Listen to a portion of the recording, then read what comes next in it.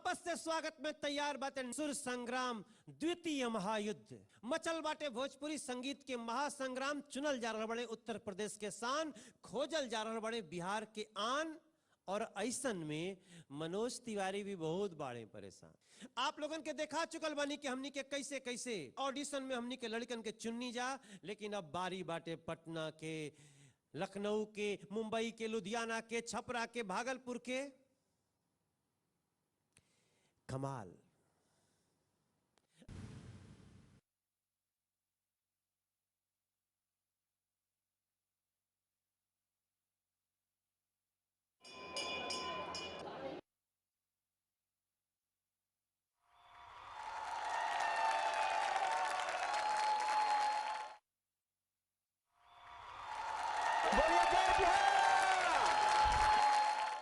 आज बिहार की राजधानी पटना में पहली बार जेडी वोमेंस कॉलेज में ऑडिशन सुर संग्राम 2 का। और आप देख सकते हैं कि हमारे पीछे इतने प्रतिभागी सब बैठे हुए हैं ऑडिशन देने खातिर। उत्साह जबरदस्त रहे।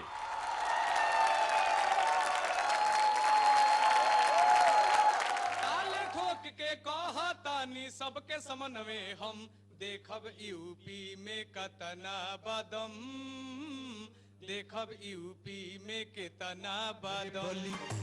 पियाले के सुताली ओ सारवा रामा, पियाले के सुताली। पटना के रिजल्ट करे में 2 दिन लाग गए। 3500 लोगन में से 17 लोगन के चुनल गए मुंबई खातिर।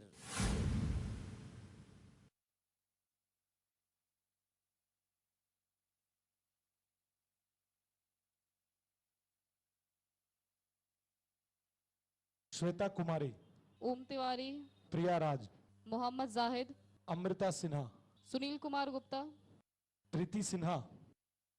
पटना में भी 20 के संख्या में चयनित भइले कलाकार। बनी उहे सुर संग्राम के शान, जेकरा आवाज में होई जान। जे जीत गेल ओकरा के बधाई, जे नाई भइल ओके और टाइम भेटाई।